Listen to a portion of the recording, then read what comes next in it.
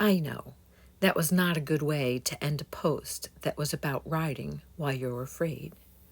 But I had 30 years of beautiful accident-free riding before this accident. If I did not ride, I would have missed out on some amazing experiences. The beautiful scenery, the alpine ridges, riding with my friends, solo rides, long abandoned roads that go nowhere and everywhere, the perfect camp spots, and rainbows, not to mention the years and years of adventures with my husband, both getting lost and finding ourselves. So, to start part 2 years after the accident, I find the camera I had around my neck that night. Downloading, I see the camera went off and took pictures during the accident. I realize as I look at them, I'm ready to tell my story. As I see the deer, thoughts rush through my head. Do I speed up and hope I get past him? Do I slow down and hope he gets past me? Do I go left and hope he turns around? In my head, I hear, you can survive hitting the animal, but probably won't survive hitting a vehicle. Who told me that before? Is it in my Irideafraid knowledge base? Is it possible to think that many thoughts in 1 minute? Or is it a trick your mind plays on you, post-trauma? I opt for emergency braking. I pull in the clutch and the brake. I pull my weight back, and I hold my line. I have no idea how the mind works, but I find my next statement to be amazing. I calmly say to myself, I don't think I'm on the bike. I mean, really, how can you not know if you are or aren't on the bike? It is total silence. It is all peaceful silence, and I feel a weightlessness. Just as I complete the thought of not being on my bike, my helmet collides with the pavement, my full face helmet. Remember how I last minute chose that helmet over my third 3/4 helmet? As I collide, I say, what the f? I was stunned. I just didn't expect to slam face first. The silence is broken.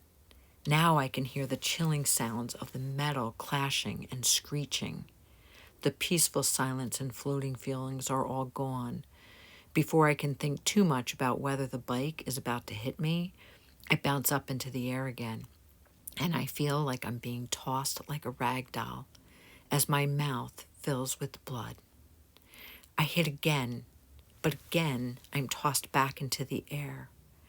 I hit one more time, and this time I stay on the ground. I quickly realize that I'm not done. I'm sliding. I feel the burning coming through on my hip and my arm and my shoulders. And I think, man, this is going to get to my skin. I cautiously lift a shoulder where the burning is, but I don't do too much because I don't want to start flipping again. I finally come to a stop. I feel like I'm in the middle of the road. I thought, I don't want to survive this and just be run over. A quick check, finger and toes are moving, and I know I should not, but I do. I push lightly down on my hand to get up, and I realize my right wrist is broken. And then I quickly realize my left wrist is broken too. I pull my arms above my head and I roll across the road to the edge where I hear a voice. It's my husband telling me, I know you're in pain, but stop moving. I tell him I'm okay, and then I realize he thinks I'm okay. So then I tell him I've broken both wrists and we need to call an ambulance. He confirms that I am safely on the side of the road. It is then that we realize we have no cell coverage. I lay still, and the sound keeps coming out of me. It sounds ghostly, a weird, breathy, whining rhythmic sound, a sound I've never made before and haven't made since. In this picture, the lower left is me. The lower right is my bike. The man crossing the road has the blankets that are going to help me when I have the adrenaline dump, which I had about a few minutes later. I hear the sirens. The EMS is here. They stand over me, and this part is a bit funny. Concussion protocol.